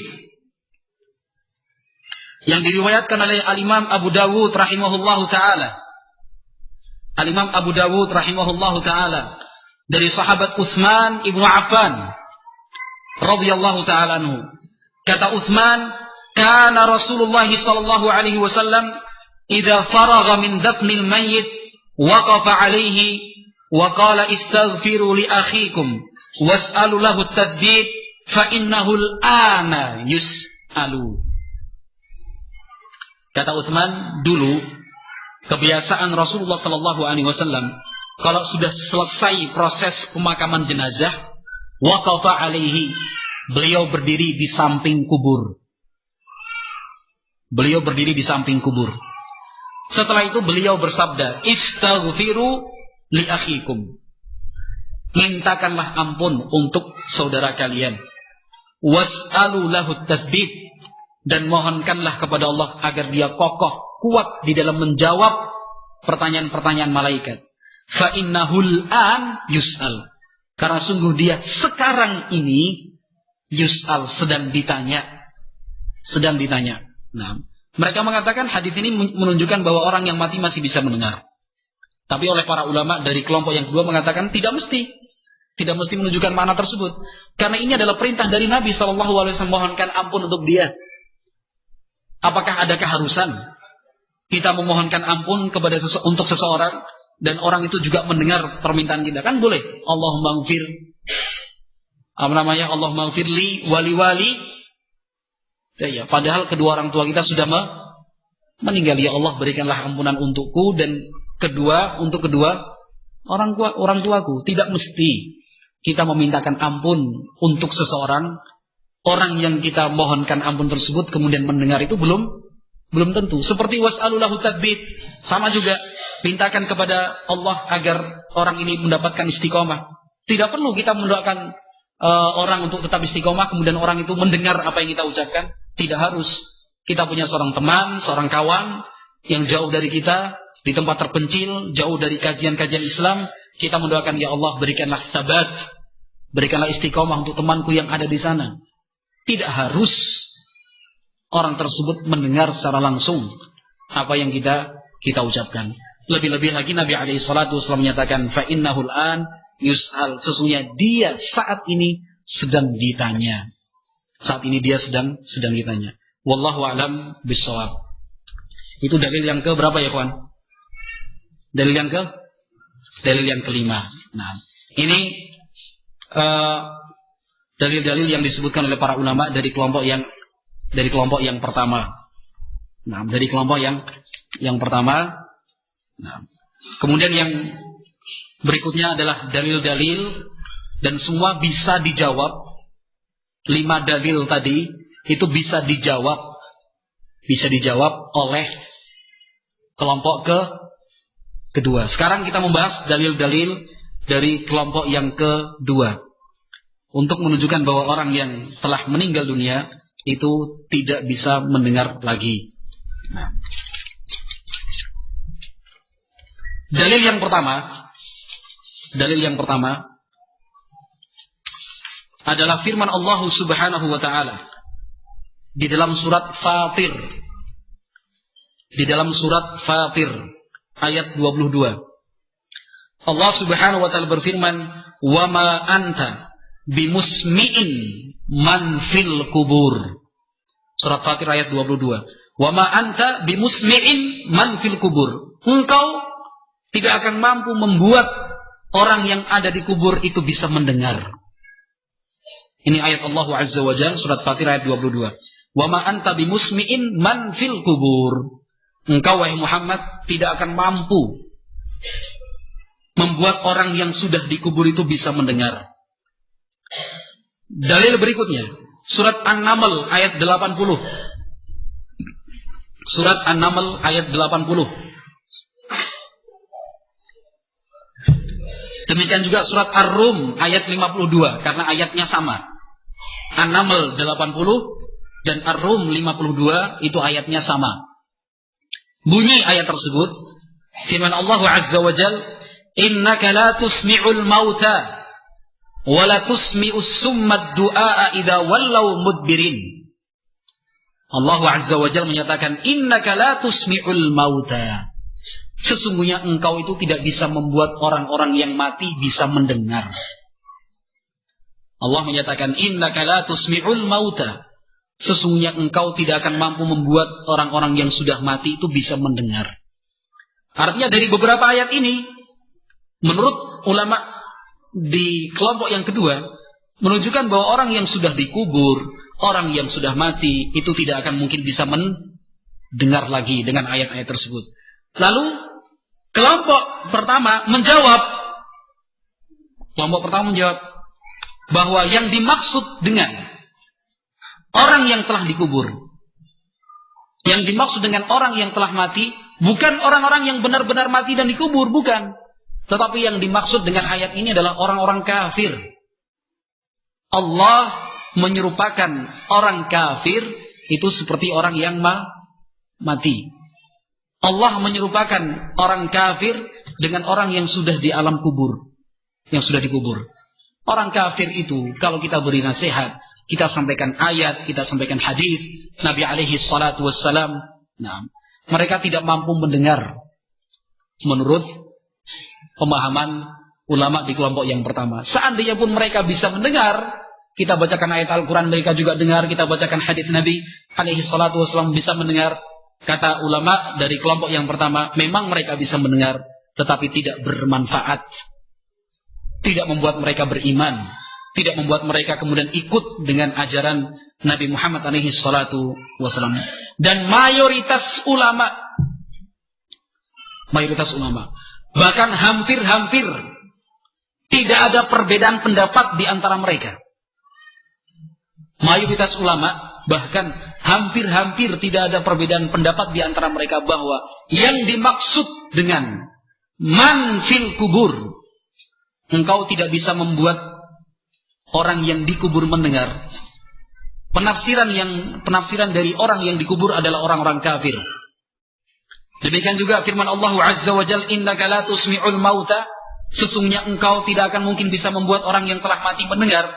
Ulama tafsir menyatakan bahwa yang dimaksud adalah orang-orang kafir. Sehingga kata ulama pada kelompok yang pertama menjadikan ayat-ayat ini sebagai dalil itu tidak pas. Bisa dipahami nggak? Satu contoh tadi, kita ambil satu ayat. Wa ma anta bimusmi'in man fil kubur. Engkau tidak bisa membuat orang yang sudah dikubur itu bisa mendengar, gak mungkin. Itu kan ayat yang dipakai kelompok kedua. Kata kelompok pertama, gak pas berdalil dengan ayat ini. Karena ayat ini yang dimaksud adalah orang kafir. Tafsir dari ayat ini adalah engkau tidak akan bisa membuat orang kafir mendengar.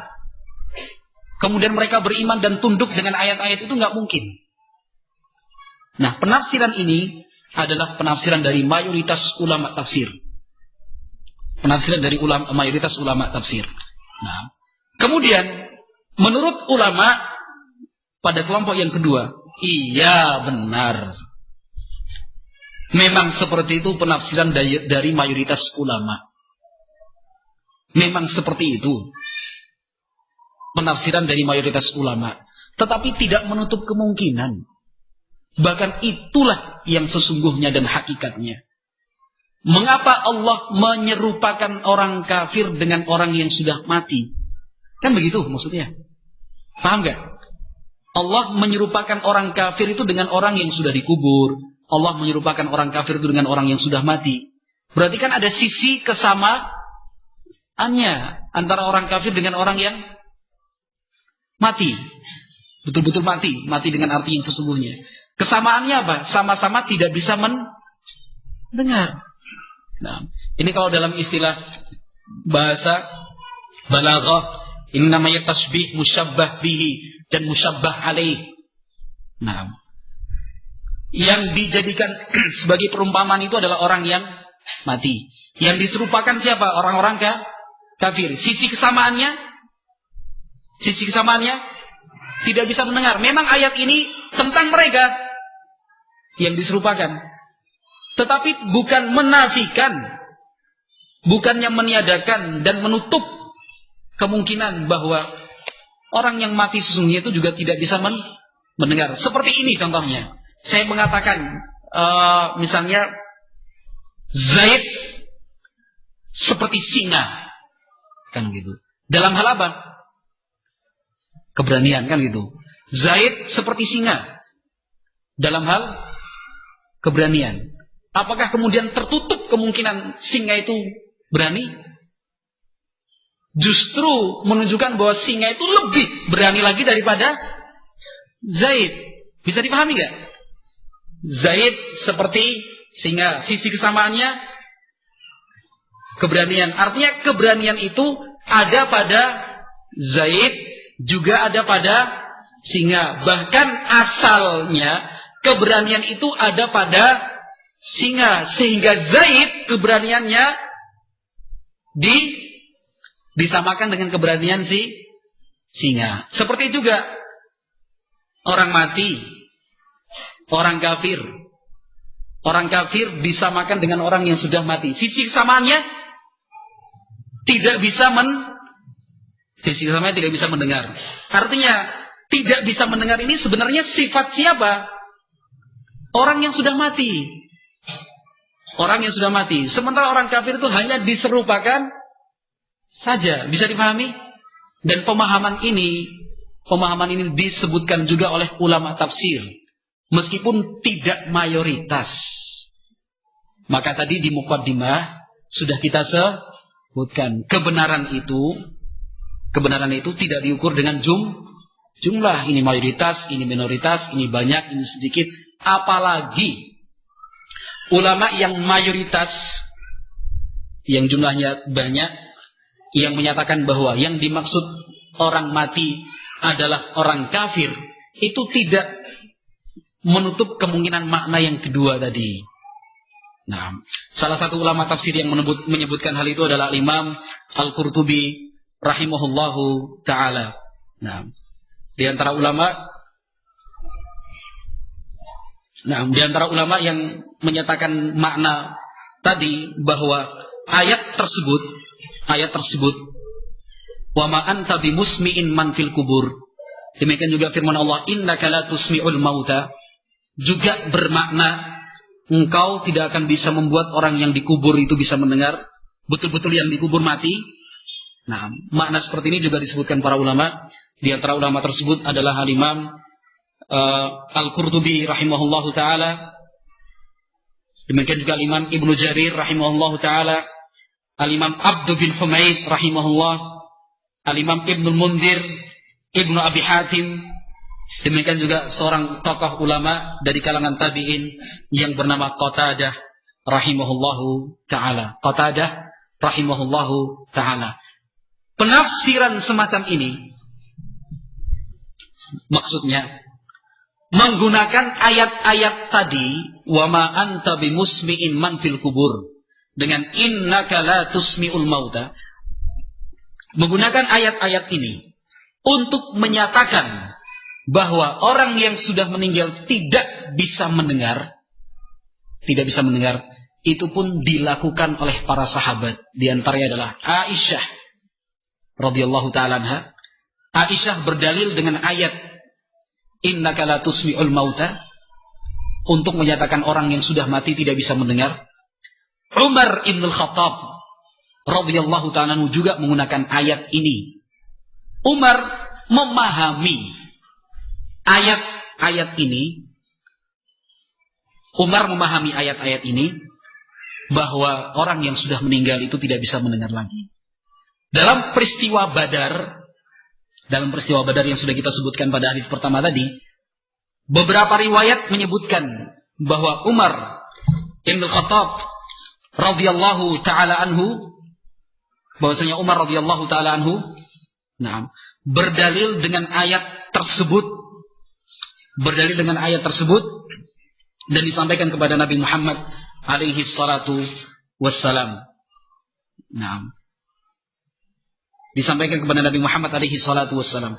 Kata Umar radhiyallahu ta'ala anhu, kepada Rasulullah sallallahu alaihi wa alihi wasallam, ya Rasulullah, wahai Rasulullah, bagaimana mungkin Anda berbicara kepada jasad-jasad yang sudah tidak ada ruhnya lagi, sementara Allah Subhanahu wa taala berfirman, innaka la tusmi'ul mauta.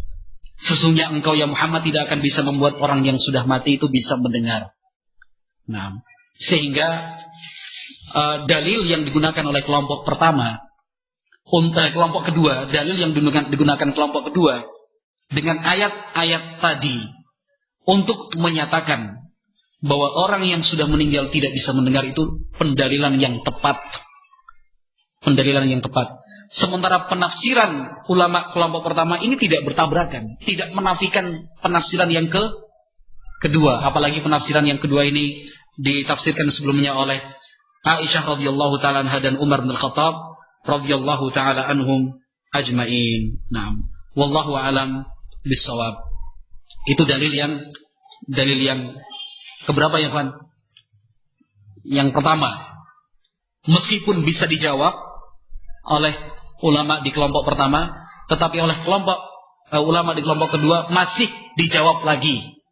Sehingga posisi terakhir ada pada ulama kelompok yang kedua. Artinya ayat-ayat itu tepat untuk dijadikan sebagai dalil. Kemudian dalil yang kedua adalah firman Allah Azza wa Jalla. Surat Fatir ayat 13 dan 14. Surat Fatir ayat 13 dan 14. Allah Subhanahu wa taala berfirman, "Dzalikumullahu rabbukum lahul mulk walladzina tad'una min dunihi ma yamlikuna min qitmir In tad'uuhum la yasma'u du'aakum walau sami'u mastajabu lakum wa yaumal qiyamati yakfuruna bisyirkikum wa la yunabbi'uka mithlu khabir. Allah Azza wa Jalla dalam ayat ini mengatakan, dan orang-orang yang kalian seru dan kalian sembah selain Allah, ma yamlikuna min kitmir, mereka tidak punya apa-apa, meskipun itu kulit ari dari pohon, dari buah kurma. Kalau kita buka kurma, bijinya kan ada lapisan putih itu. Putih itu namanya dalam bahasa Arab kitmir. Orang-orang yang kalian sembah selain Allah, kitmir saja nggak mungkin mereka punya dan kuasai. Kata Allah dalam ayat berikutnya, in tad'uuhum la yasma'u du'aakum. Kalau kalian berdoa kepada mereka, meminta kepada mereka, la yasma'u du'aakum, mereka tidak mungkin bisa mendengar doa kalian. Walau sami'u, seandainya pun mereka bisa mendengar, mastajabu lakum, mereka tidak akan bisa mungkin memenuhi permohonan dan permintaan kalian. Wa yaumal qiyamati yakfuruna bisyirkikum, dan pada hari kiamat nanti mereka, orang-orang yang kalian sembah selain Allah, itu akan mengingkari perbuatan syirik kalian. Mengingkari perbuatan syirik kalian. Ayat ini jelas fi nafhis sam'i an ulaik. Di dalam ayat ini Allah menyatakan la yasma'u du'aakum, mereka tidak mungkin bisa mendengar doa-doa kalian. Siapa yang dimaksud dengan mereka? Dari banyak penafsiran para ulama disebutkan, nah, di antaranya adalah hadits Ibnu Abbas radhiyallahu taala anhu dan seterusnya, bahwa yang dimaksud dengan mereka yang disembah selain Allah adalah orang-orang saleh yang sudah dikubur dan mati. Ayat ini menjelaskan tentang kondisi sebagian kaum musyrikin yang meminta dan berdoa kepada selain Allah dengan menyebut-nyebut nama orang-orang soleh yang sudah dikubur dan meninggal dunia. Nah, di antaranya adalah nama Wadda, Suwa'a, Yaghut, Ya'uq dan Nasro, nama-nama orang soleh di zaman Nabi Nuh. Mereka sudah mati dan terkubur, ternyata oleh umat dan generasi setelahnya masih dipanggil nama-namanya. Maka kata Allah dalam ayat ini, kalau kalian panggil mereka, mereka tidak akan mungkin bisa mendengar panggilan kalian. Ayat ini jelas menunjukkan bahwa orang yang sudah mati itu tidak bisa mendengar. Nah, dan ayat ini tidak bisa dijawab. Ayat ini tidak bisa dijawab oleh kelompok yang kedua. Nah, oleh kelompok yang kedua. Oleh kelompok yang pertama, tidak bisa dijawab oleh kelompok yang pertama. Nah, wallahu alam bisawab. Ini kurang lebih beberapa dalil yang digunakan oleh para ulama, baik dari kelompok yang pertama maupun dari kelompok yang kedua. Maka apa kesimpulannya? Kan begitu sekarang pertanyaannya. Susah payah memahami, konsentrasi, mendengar. Kita maunya yang asal jadi saja, Ustaz. Kan begitu. Gak usah ngapalkan dalil ini, dalil itu. Nah, apa namanya, instan, fast kan gitu. Fast ilmunya serba cepat.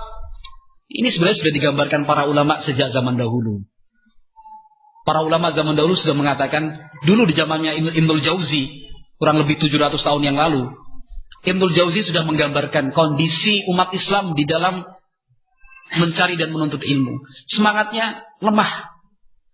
Dulu para ulama kita itu senangnya membaca kitab mutawwalat, gede-gede, besar-besar. Sekarang maunya yang tipis-tipis saja. Kan gitu. Dulu para ulama seperti Ibnul Jauzi rahimahullah, Ibnul Jauzi rahimahullah ta'ala, semasa belajar loh, bukan sudah jadi ulama, semasa belajar,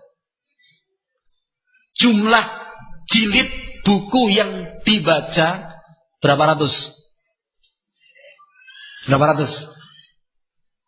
Ini Ibnul Jauzi, berapa ratus? 200, 300? Berapa jilid buku yang sudah dibaca Ibnul Jauzi semasa belajar? Dalam biografinya disebutkan 20.000 jilid buku. Berarti sehari berapa tuh? Baca terus. Maka para ulama kita banyak yang rabun, banyak yang buta. Itu bukan karena apa-apa, karena sering membaca. Kalau anak-anak sekarang kacamatanya tebal, kenapa? Dari kecil mainnya PlayStation. Ya bukan berarti yang pakai kacamata terus waktu kecil main PlayStation, bukan. Tapi secara umum kan begitu matanya sudah gini karena terlalu sering nonton TV kan begitu. Kita yang pakai kacamata kan orang Arab semua ini, agak rabun. Orang Arab ini agak rabun. Nah, ini para ulama zaman dahulu membaca kitab itu sampai 20 ribu. Ibnul Jauzi. Sahih Bukhari itu dibaca oleh Al-Hafidz Ibnu Hajar rahimahullahu taala dalam 10 kali pertemuan. 10 kali pertemuan Sahih Bukhari habis. Kalau kita usul salatah 4 tahun berturut-turut gak selesai. Apalagi Sahih Bukhari tebel begini. Oleh para ulama kita, Masya Allah. Jadi kalau membaca seperti itu kok kayaknya, maka ada sebuah pembahasan khusus trik dan tips yang bisa ditempuh dan dilakukan oleh seorang talibul ilmi untuk senang membaca. Untuk senang membaca itu ada caranya. Kapan-kapan kita bahas. Nah, gitu. Ada triknya sebenarnya biar senang membaca itu seperti apa gitu.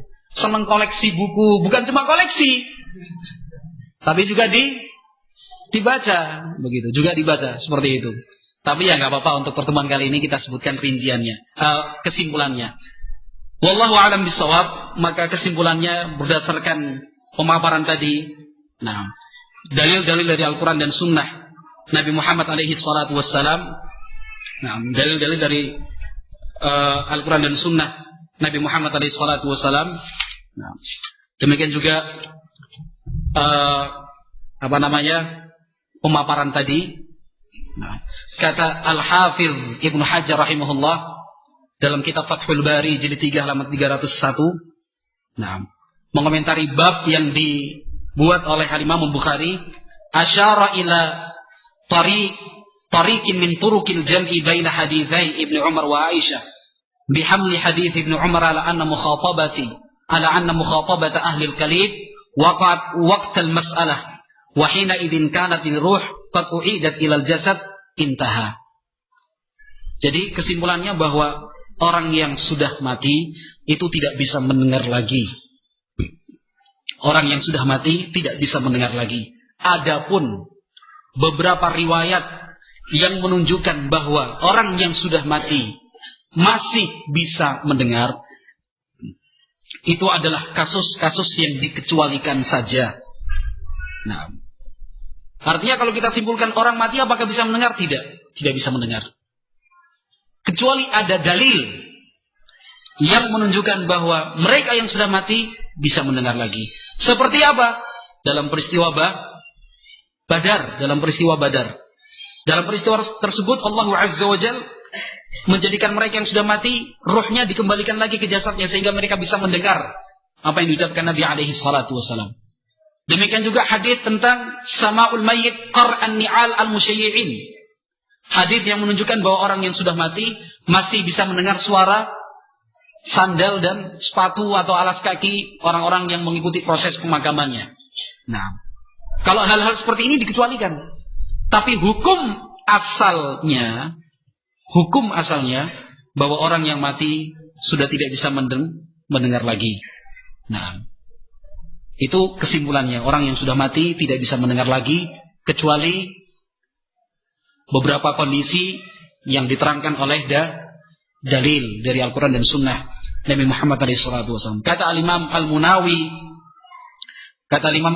rahimahullahu ta'ala, nah, dalam kitabnya Faidul Qadir, kata beliau, ujiba bi anna as-sama'a fil hadith makhsusun bi awalil wad'i fil qabri muqaddamatus su'al. Bahwa mayit bisa mendengar itu berdasarkan terangan hadis Anas Ibnu Malik hanyalah maksus, dikhususkan kondisi khusus ketika mayit itu diletakkan di kubur, kemudian ditutup, lalu orang-orang pulang. Pada saat itu saja dia masih bisa mendengar. Itu pun yang dia dengar terbatas, hanya suara sandal dan suara alas kaki mereka yang mengikutinya. Maka wallahu a'lam bishawab, kata Syekh Al-Albani rahimahullahu ta'ala, wa khulasatul bahthi wa tahqiq, kesimpulan dari pembahasan dan tahqiq kita, annal adillata minal kitabi was sunnah wa aqwali a'immatil hanafiyyati wa ghairihim, bahwa dalil dari Al-Quran dan Sunnah serta penjelasan para a'imah, para ulama Hanafiyah dan para ulama lainnya dari Malikiyah, Syafi'iyah dan Hambaliyah, ala annal mauta la yasma'un, bahwa orang yang sudah mati itu tidak bisa mendengar lagi. Wa anna hadha huwal asl, inilah hukum asalnya. Fa idza thabata annahum yasma'un fi ba'dil ahwal kama jaa fi hadithi khafqin ni'al wa ashabil qalib fala yanbaghi an yuj'ala dzalika aslan. Kalau seandainya ada hadis sahih menjelaskan bahwa orang yang mati bisa mendengar pada beberapa kondisi, seperti hadis suara terompah, demikian juga hadis dalam perang Badar, fala yanbaghi an yuj'ala dzalika asla, maka tidak pas kalau dijadikan sebagai hukum asal. Tidak pas dijadikan sebagai hukum asal. Hukum asalnya orang mati tidak bisa mendengar, kecuali pada kondisi-kondisi khusus sebagaimana yang diterangkan oleh dalil. Kata Imam Al-Alusi rahimahullah dalam kitabnya Ruhul Ma'ani, salah seorang ahli tafsir, kata beliau, wal haqqu annal mauta la yasma'un fil jumlah fayaktasiru 'ala al-qawli bisama' ma warada as-sam'u bisama'ihi. Pendapat yang benar al-haq, bahwa orang yang mati tidak bisa mendengar, ini secara umum hukum asalnya seperti itu. Sehingga untuk menyatakan bahwa orang mati masih bisa mendengar itu sebatas dalil yang datang dari Nabi Muhammad alaihi salatu wassalam dan Al-Imam Al-Alusi anaknya. Jadi sama-sama bergelar Al-Alusi. Ayahnya namanya Al-Alusi, ahli tafsir, anaknya juga Al-Alusi, ahli fikih. Nah, ahli fikih. Kalau Al-Alusi yang kita nukilkan tadi adalah ayahnya, seorang ahli tafsir, maka anaknya juga bergelar Al-Alusi, menyusun sebuah buku yang berjudul Al-Ayatul Bayinat fi Adami Sama'il Amwat. Bukti-bukti yang kuat bahwa orang yang mati tidak bisa mendengar. Nah, wallahu a'lam bishawab, itu ada buku kurang lebih 100 halaman. Mungkin pada suatu saat, pada sebuah kesempatan antum mendapatkan kemudahan dari Allah Azza wa Jalla, mampu membaca buku tersebut, silakan dirujuk dan silakan dibaca. Nah, wallahu a'lam bishawab. Oleh karena itu, maka kita sebagai umat Islam meyakini dengan seyakin-yakinnya bahwa perbuatan sebagian umat yang datang ke kubur, ke makam orang-orang yang dianggap dikeramatkan, orang-orang saleh, para wali, para kiai dan para ulama, kemudian menyebut-nyebut nama mereka, nama orang-orang yang sudah meninggal, bahkan meminta dan mengajukan permohonan dan seterusnya meminta syafaat, ini perbuatan yang tidak dibenarkan di dalam Islam, bahkan diharamkan di dalam Islam, dan termasuk dan dikategorikan sebagai perbuatan syirik kepada Allah Azza wa Jalla. Nah, wallahu a'lam bishawab. Mungkin ini yang bisa saya sampaikan dalam kesempatan siang hari ini. Mudah-mudahan bermanfaat. Nah, dan semoga Allah Subhanahu wa taala memberikan taufik dan hidayah bagi kita untuk membangun sebuah mendahului sudah ada ulama yang mengatakan seperti itu. Saya menyatakan seperti ini karena ada dalilnya ini. Saya melakukan tindakan seperti ini karena ada dalilnya. Enak hidup itu. Ada prinsip-prinsipnya, ada pegangannya. Tidak terombang-ambing, wah katanya sana begini, katanya saya sana begini. Maka siapapun di antara kita yang kemudian memilih pendapat yang pertama atau pendapat yang kedua, hendaknya pilihan itu bukan karena sekedar ikut-ikutan. Pas kebetulan ustadznya menyampaikan memilih pendapat yang kedua, ikut-ikutan saja deh. Kan begitu. Tidak seperti itu. Ketika kita pilih ya pendapat kedua, seperti yang saya terangkan tadi, bukan karena ikut-ikutan, ya karena memang ada dalilnya ini itu. Siapapun kita yang memilih pendapat yang pertama silahkan, tetapi tetap harus bersikap ilmiah. Dalilnya apa saja? Apa yang telah dijawab tadi harus dijawab juga. Karena ada konsekuensinya. Ada konsekuensinya. Wallahu a'lam bishawab. Mudah-mudahan Allah turunkan berkah dan rahmatnya untuk kita. Kita yang berusaha untuk meniti dalil dari Al-Quran dan Sunnah Nabi Muhammad SAW dengan pemahaman para ulama as-salafus saleh. Wallahu a'lam bishawab. Kita tutup majlis ini dengan doa kafaratul majlis. Subhanakallahumma wa bihamdik, asyhadu an la ilaha illa anta, astaghfiruka wa atubu ilaik. Wassalamualaikum warahmatullahi wabarakatuh.